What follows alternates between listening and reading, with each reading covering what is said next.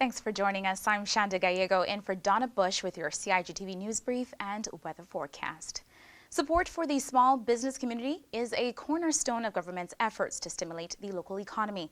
Minister for Commerce, Planning and Infrastructure, Honorable Joey Hew, explains how the new Cayman Islands Center for Business Development will assist entrepreneurs with a new phase of support packages. As we move towards a post-COVID stage, the center will use the remaining micro and small business grants program funds for a medium-term economic package that will benefit a minimum of 300 businesses.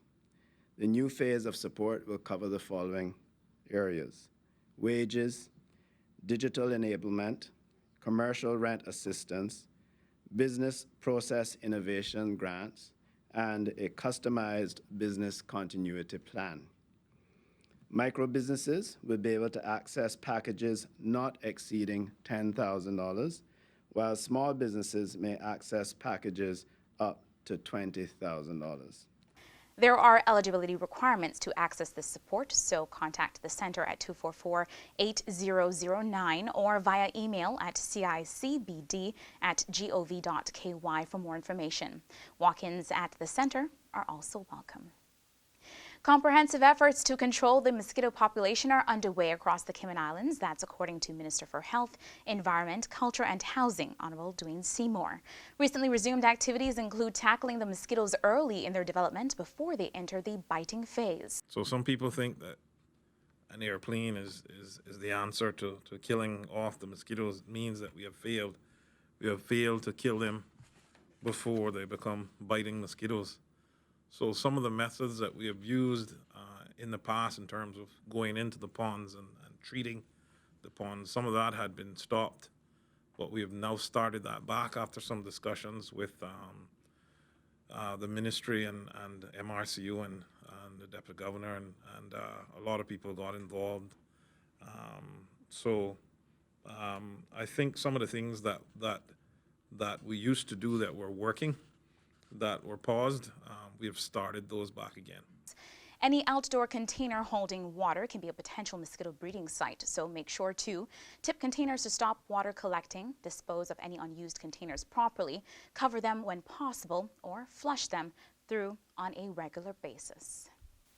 The newest clutch of Grand Cayman's iconic yet endangered blue iguanas are hatching at the Blue Iguana Conservation Facility.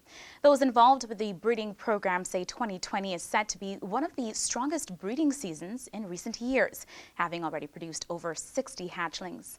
The new arrivals are currently housed in a specifically sectioned off area within the Blue Iguana Conservation Facility. Now that tours have resumed after lockdown, guests are able to observe the hatchlings during their tour of the conservation facility. Turning now to weather, and today marks the peak of the 2020 hurricane season. Director General of the Cayman Islands National Weather Service, John Tibbetts, reflects on what's in store for the rest of the season. So as we get into the second half of the season, we can potentially expect for a number of major type storms to develop around the area if the forecast is to become accurate.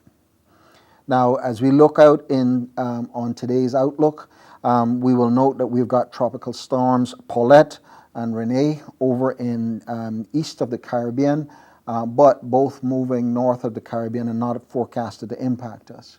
We will also note that there are two other systems just coming off the coast of Africa that have a fairly good chance that they will form or develop into tropical systems. Now, these systems are very far away from the Cayman Islands, and so getting alarmed about them right now does not make sense. We need to see exactly where these forecast tracks take them, and you're probably a week away from having to be very, very concerned about these systems. And you can expect to see isolated showers along with light winds and slight seas continuing across the Cayman area for the next 24 hours. That's in association with a tropical wave and a surface trough moving over the northwest Caribbean. For more on local weather, you can go online to weather.gov.ky or download their app, CINWS, for their latest forecast. And that ends today's news brief here on CIGTV Television. I'm Shanda Gallego in for Donna Bush. Take care and God bless.